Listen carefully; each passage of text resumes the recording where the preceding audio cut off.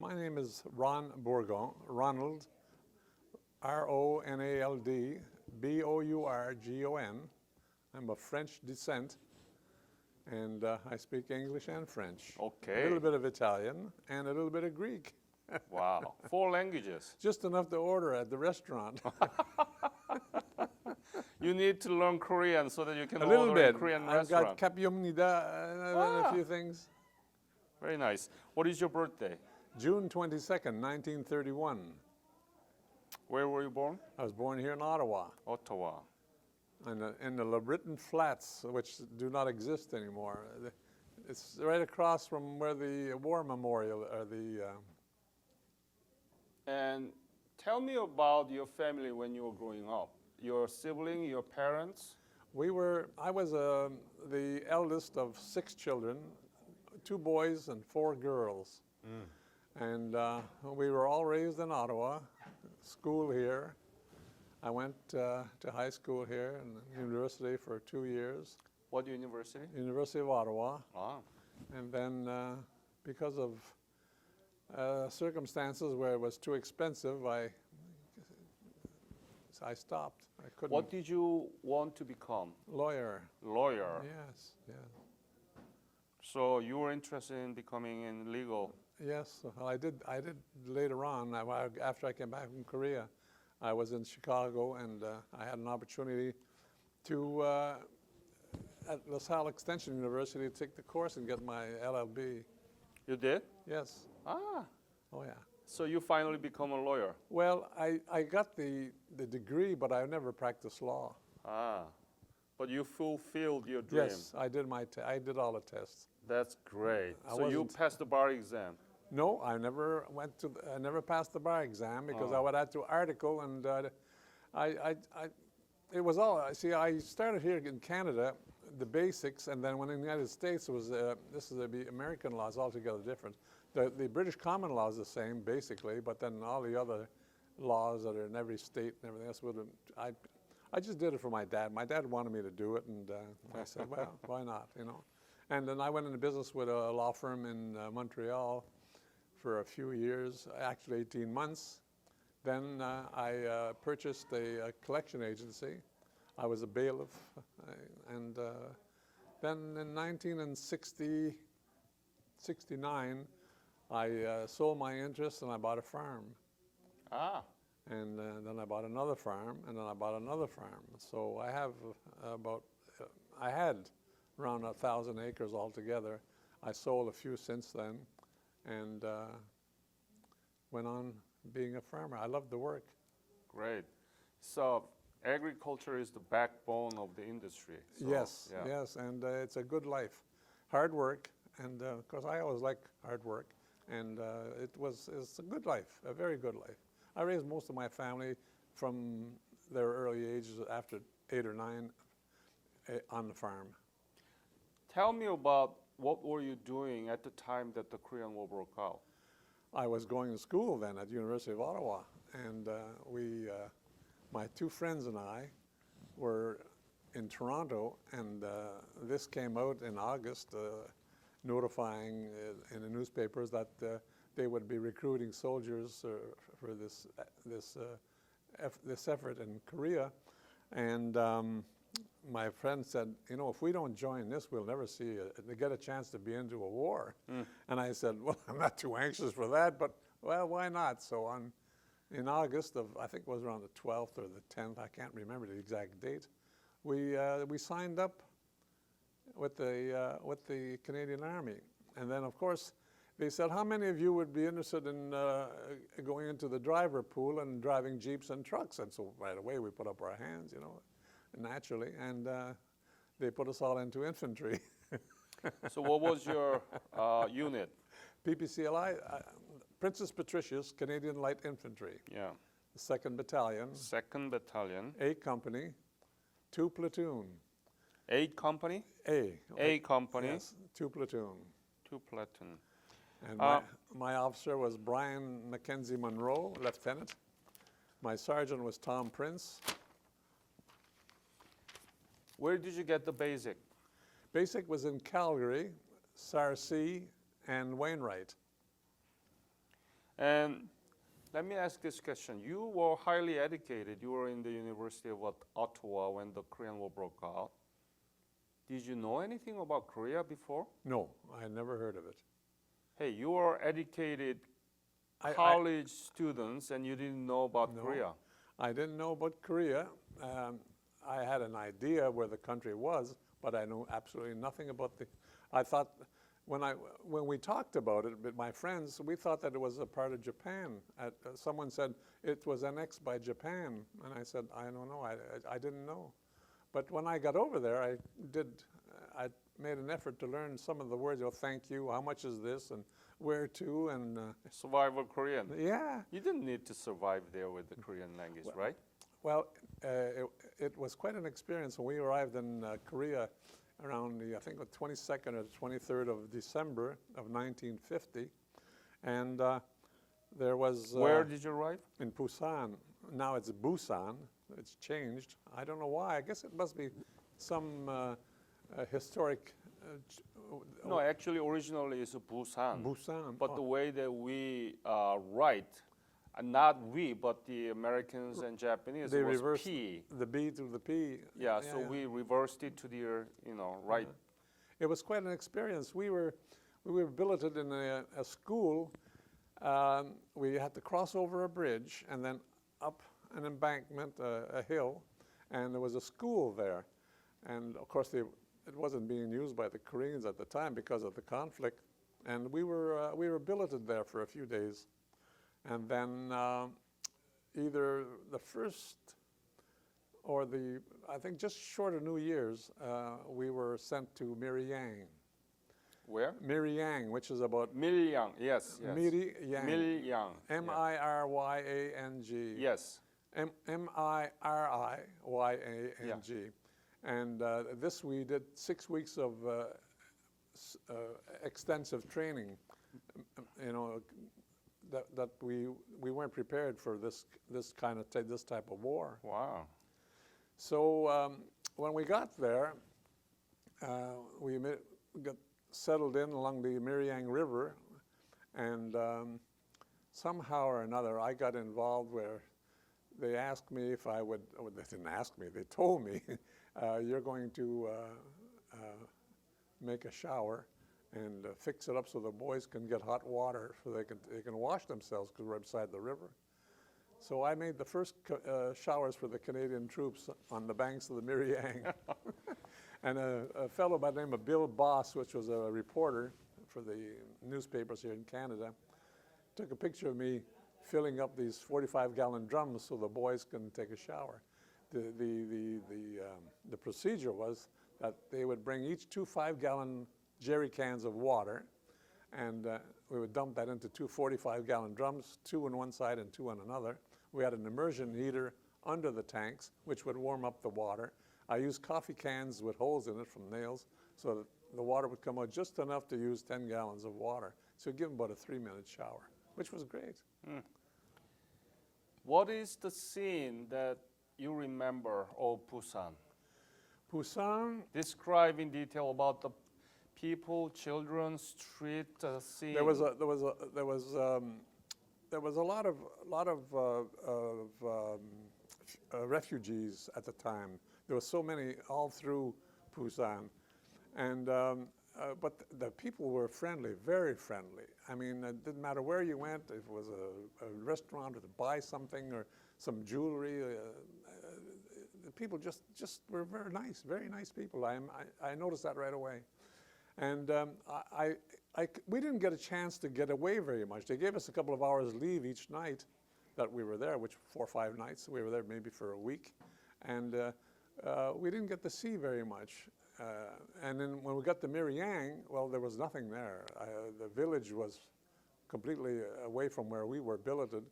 We were living in tents, and we were out in patrols. We were trying to find out how the land lay and what the up the mountain, down the mountains, and getting used to the territory so that when we took off, we'd be able to cope with it. But we didn't get much of a chance to meet with the people. Naturally, we wanted to get souvenirs and visit different places, and naturally places to have a drink or something. Didn't drink very much, but everybody were looking for a place to have a drink, and where there was some entertainment. And that's about all. We never had much chance to do anything, because we would do guard duty. Actually, I don't know what we were guarding. They gave us a rifle, our own rifles, of course, and we had no ammunition. So from Miliang, where did you go? From Miriang on the 17th, I believe, the 17th of February, no, on the 15th of February, the colonel assembled the whole regiment on the side of the bank where we had the showers, just in front of the river. And he told us we were going into the lines, and that we would have to be on our toes, and that there was snipers, and there was all kinds of nests around it with the enemy in it, and they were trying to rout them out, of course, but it was dangerous, and that we had to be on our toes. So on the 17th, we moved into the line. Where? Got in In Miriang. We got into the trucks, and we went towards Chipyeong-ni. Jipyeong-ni, yes. Chipyeong-ni. Yeah. And A Company took the lead. My officer was Lieutenant Page. I was behind him with Sergeant Prince behind me. And I had the radio, of course, and so I was in front with the officer. And I counted 89 dead Americans on the side of the road. Oh. They had been caught in their sleeping bags and chased. They were sleeping inside of the Korean homes rather than, and not too much guard to protect them, or any guards at all. I don't know, but I counted 89 bodies, mostly Negroes, and naked. It was it was an eye-opener. And that night, when we stopped, What were you thinking when you saw that? I was Horrible scared. I was scared. I was really scared. I had never seen dead bodies like that, and I was thinking, what did they do wrong to go through this? And then one of the Tommy Prince says they didn't have enough people on watch at night. They probably just had maybe only one, maybe two, because it was quite a bit. It was over 100 people there, and the North Koreans at the time took care of these guys, and then they killed the rest of them. They ran out of the homes, and then when they were killed, they took their clothes, their boots, and better equipment, I guess. But it really opened my eyes. I tell you, I was being called on the radio. They wanted to get a position report where we were. Of course, we only moved down maybe a mile before they started checking on us, and they kept calling me, and I kept getting it mixed up. I was still kind of panicky. I was afraid. I had never seen this type of thing. And so finally, they sent one of the corporals down to see me, and he said, "What's going on? What's the matter?" I said, "Well, I'm scared." I said, "This really opened my eyes." And he said, "Well, report your signal, because they want to find out where you're at." Okay, I said, well, I was okay after that. But that was the eye-opener, the first one. So did you stay in Jipyeong-ni, or what? We went out on the outskirts of the village, and then the colonel wouldn't let any of us stay in houses. It was strictly in sleeping bags outside. And that night, he canceled the sleeping bags. No more sleeping bags. We kept a poncho and a blanket. Why not? Because you wouldn't be able to get out of that sleeping bag in time. You had to be alert and ready to go. But that's a February or March, still very cold, right? Oh, yeah, very cold, yes. So it was raining, and sometimes it was snowing. Oh, we marched for 5 hours in the rain, and taking up positions, chasing the North Koreans. There was no Chinese there at the time. The Chinese come in later in March. They had no more, very little ammunition left. They were hand-to-hand combat with bayonets. Mike Levy assembled his men, told them, "Stay in your holes." He says, "I'm going to call in the artillery." They called in artillery from the Americans with 8-inch guns, the New Zealanders with 25-pounders, another American battalion with 155s. There was 4-inch mortars and 3-inch mortars from our own support companies. And for 45 minutes, almost 5,000 rounds fell on D Company. Some of these 8-inch shells would explode roughly 75, 80 feet above the ground. It was like rain of steel. The Chinese, so many Chinese, they couldn't count because the bodies were so badly damaged that they couldn't count the exact. But on the night of the 24th, there was over 1,500 were killed, more than 1,500. And it was warm, and I don't know if because the wind was coming from that area, but we could smell it. It was a terrible thing. And I couldn't, when we come back down the hill and we saw what was strewn around there, it's unbelievable what ammunition and shells can do to a human body. And to these poor devils, I mean, they tried 3 times to get by D Company, and Mike Levy organized his men and told them, get down into your holes, stay there, don't move anything around you, shoot it, it's not one of us. And then the artillery barrage started, and that stopped the Chinese. That's what turned them around. They just couldn't put up with this kind of thing. And I can't for the life of me visualize what that would do, to be in something like this, to see so many people so badly hurt and wounded and mangled, and oh my God. But we were lucky. If Mike Levy didn't call in artillery support like this, and there's a book written by Hub Gray, who was on the machine guns, called Beyond a Danger Close, which is a term used when you're completely surrounded, that you call in the artillery as a barrage to kind of get rid of the attack. They shelled this position, and amazingly, only a couple of the men were hurt. Oh. Of course, we lost 12 men. 12 were killed, and another 25 or 30 were wounded. But we were lucky. If the Chinese came one more time, we'd had it. In the morning of the 24th, we see C-119s flying over our position. And I said to Brian Monroe, the lieutenant, my good friend, I said, somebody's in trouble. The only time these planes come across is because they're surrounded. They started dropping the ammunition and water and food on us. It was us. We were completely surrounded for 3 days. So we were lucky, very lucky. Any other major battle that you participated in? No, that was the biggest one. Okay. That was enough. After that, it was mostly patrols. I went on a patrol at one time, and we were about, maybe 10 miles into no man's land. And we were on a series of mountains that came through the valley on both sides. And we were maybe, I guess, 400 meters up.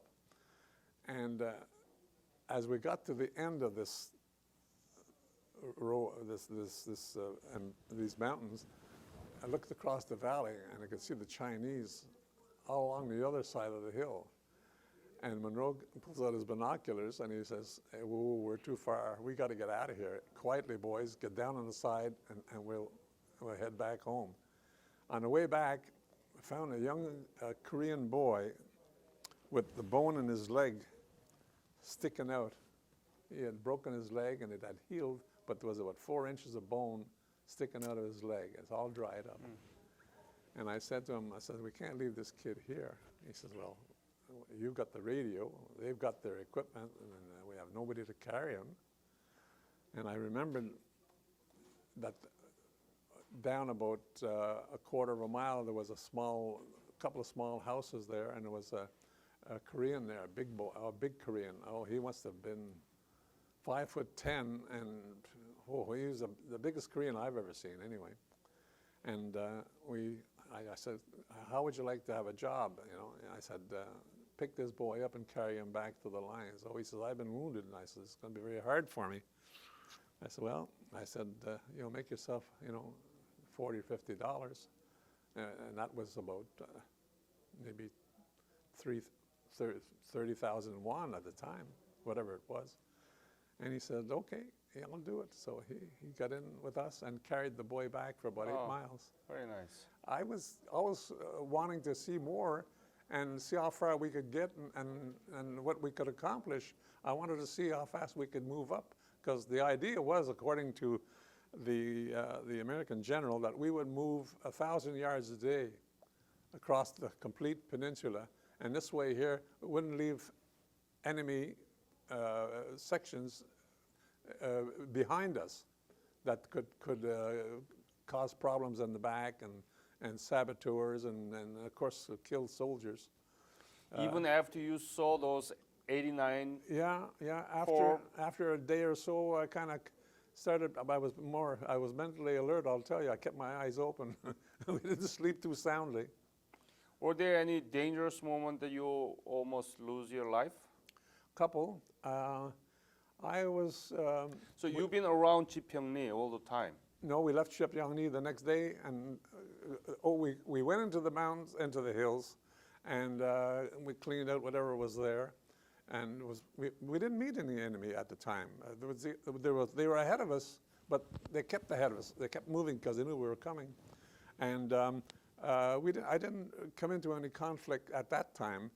About a week later, we were coming up on a very, I guess it would be around 500 to 600 meters, this mountain. We had crossed the river, a small river, and we were advancing in line.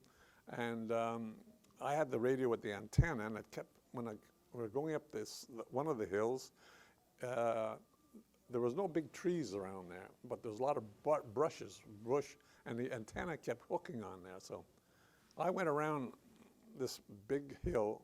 Well, it wasn't a big hill, but it was a big rock.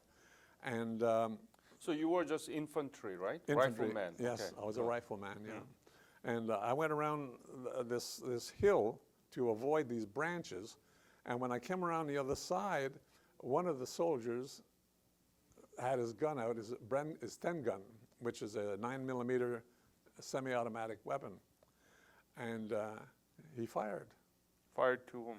And it misfired. Oh. It didn't work. And he said, geez, I'm sorry, I said, well, I'm sure you didn't do it on purpose. His name was Parsons. He was from Newfoundland. A good guy. I was good friends with him. And he said, these damn things never work. And he pointed to the ground and pulled the trigger, and it fired. Oh. That was my first close call. Any encounter with North Koreans or Chinese later?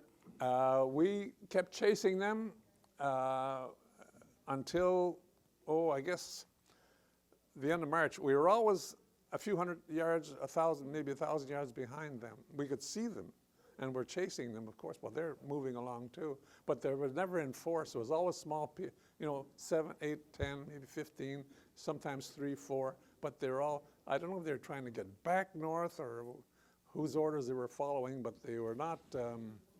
They were not attacking us. We weren't attacked at all until late in March. And we had one skirmish then, and then we started seeing Chinese.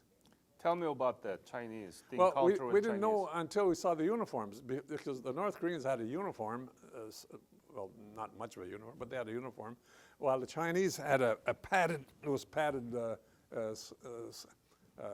suits and running shoes. And sometimes we were chasing, I can't remember where it was, but we were chasing them up this hill, and the jets came in behind us and dropped napalm, and a terrible mess. And then I knew that we were chasing the Chinese, because there was about 7 of them there were badly burnt and blown right out of their shoes, their running shoes. The shells from the jets, the 20mm cannons, were falling on us. That's how low they were. A couple of us got hit by the shells. But that was the This would be around,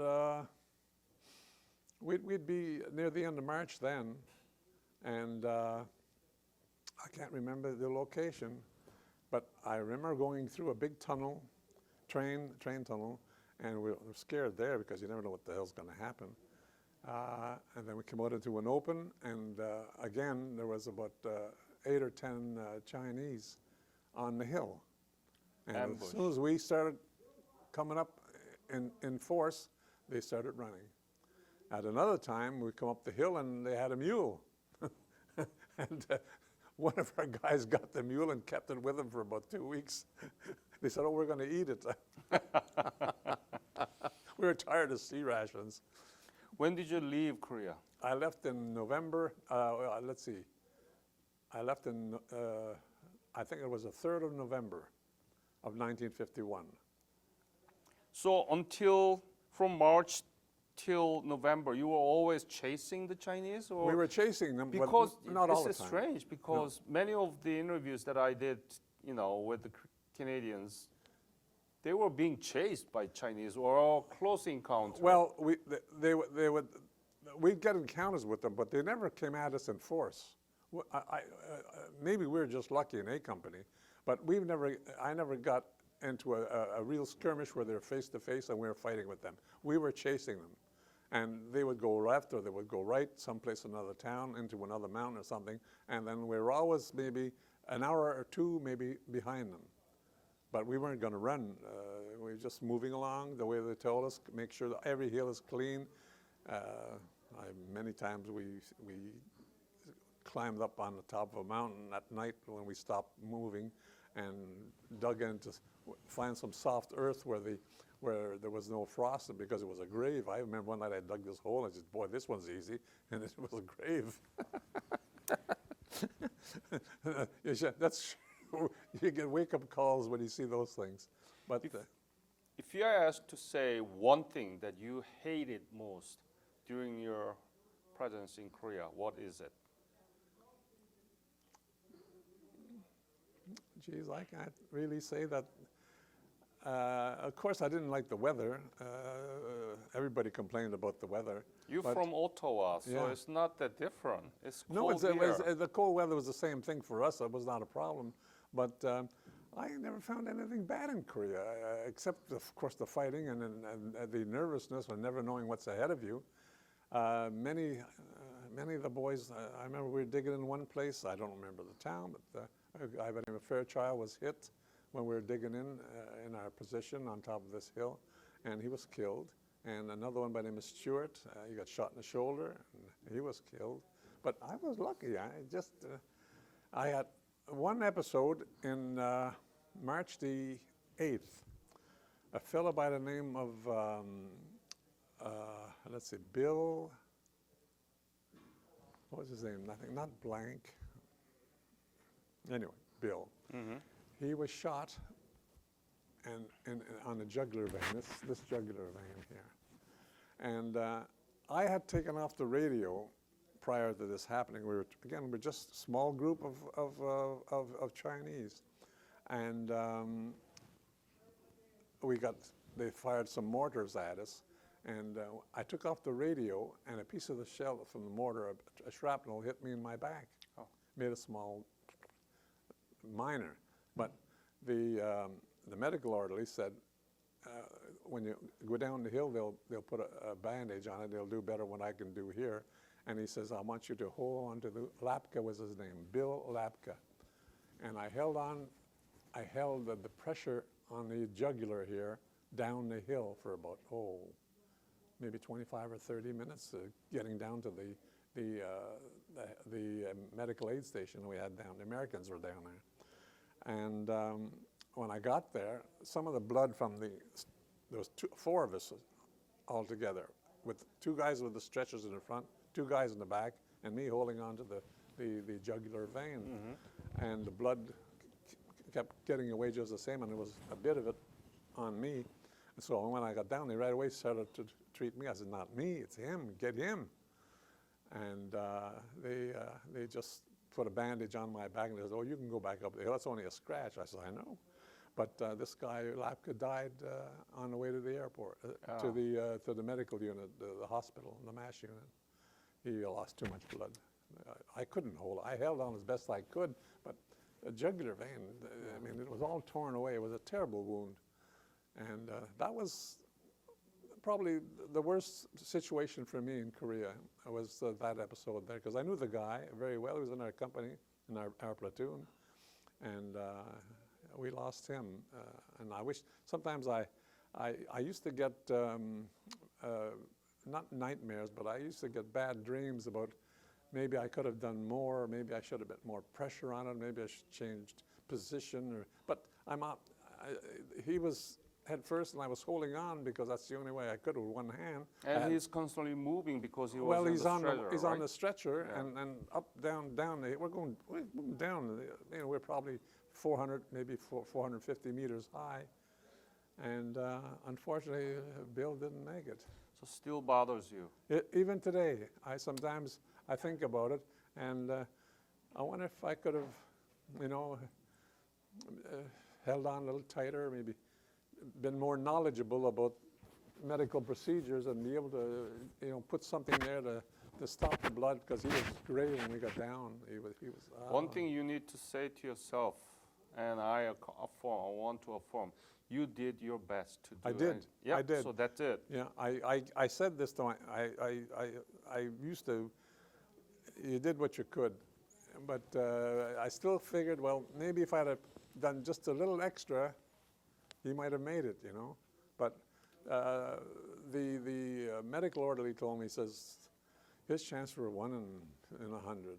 It was a terrible wound. And even if they could have got to him and put something there to, anyway, it didn't work out for the guy. When you left Korea, what did you think about Korea? Had you ever thought about the future of this country? What could be like? No, I got to tell you the truth. I was anxious to get back home, and we had signed on for another 3 years to get out of the country, to get home, and I had to be a paratrooper. Was part of the contract. But I never thought about it. I says I did my bit, I did my time, and it was quite an experience. Onward and forward. Were you able to write the letter back to your family? Oh yes, I used to write every 3 or 4 days to my girlfriend. Do you still have the letters? No.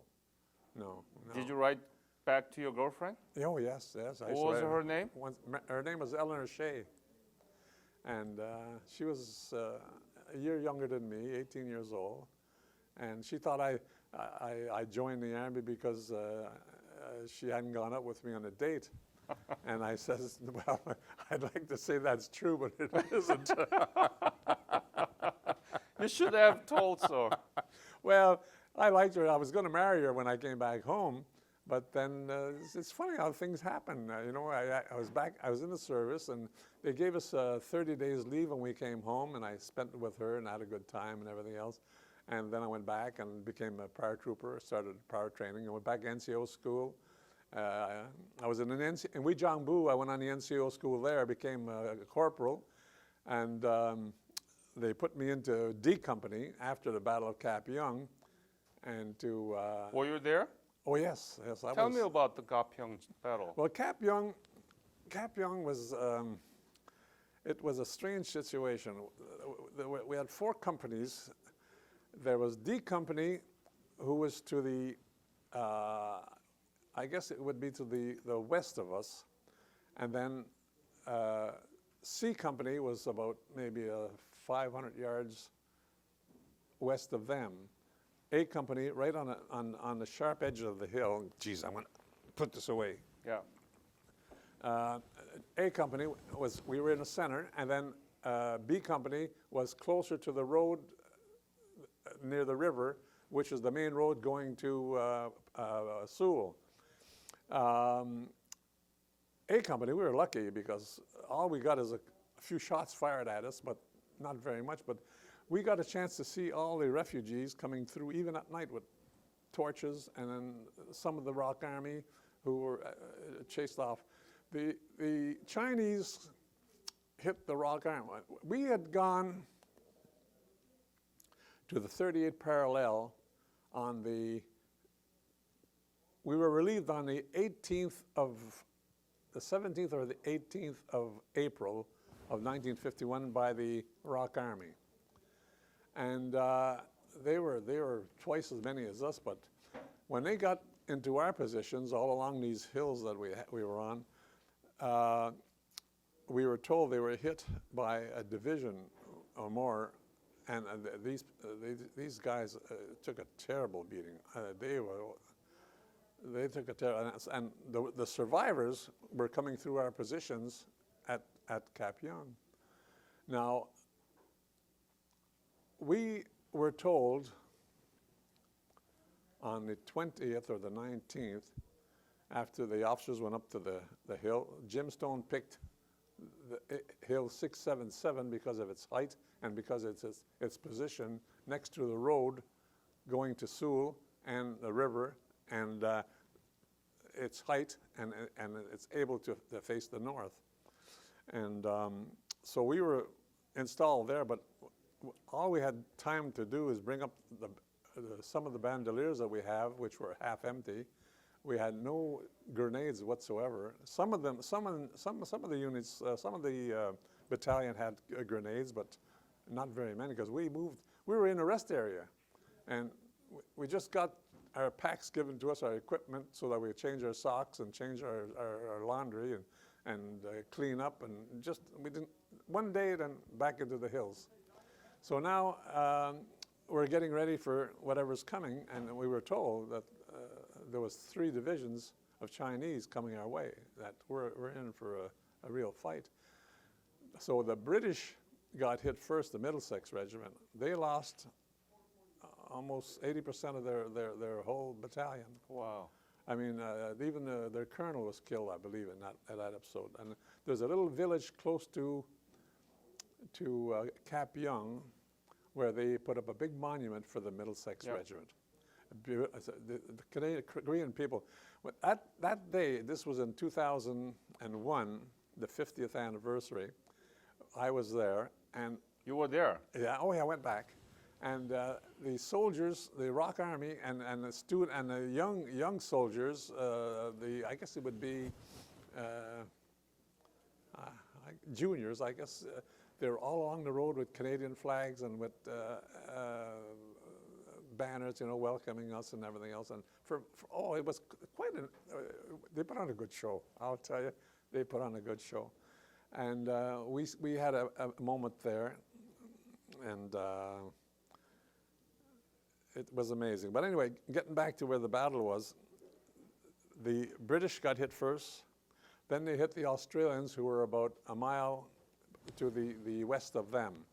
The Australians couldn't hold that position. They had to go back about 4 miles, then regroup on another hill. And then they hit PBCLI. We were the only ones left.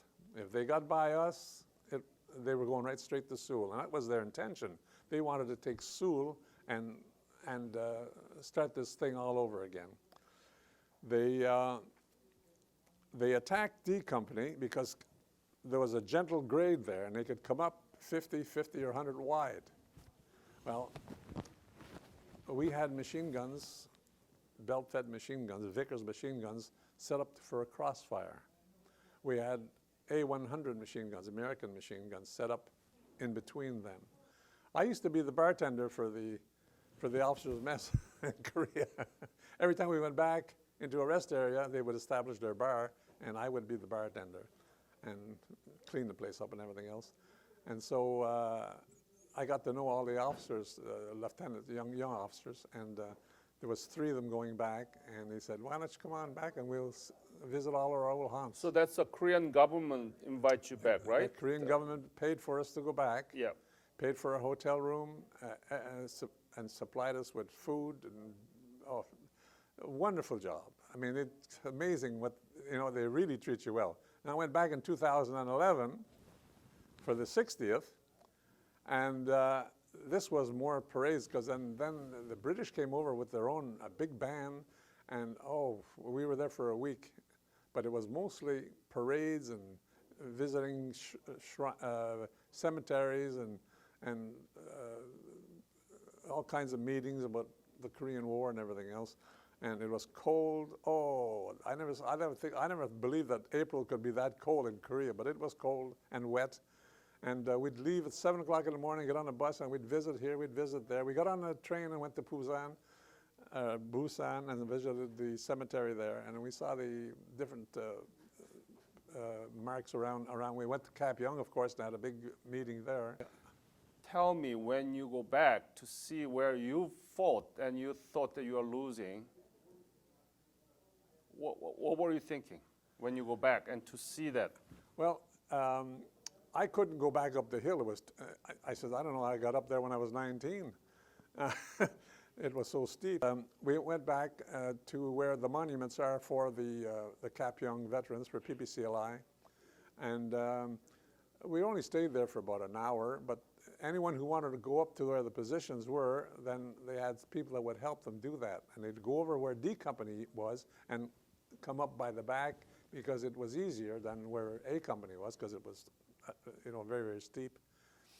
The one episode that happened there during the Kapyong battle was we had no food for 2 days. And when we got up there, we brought up our sea rations with us, and we don't like ham and lima beans.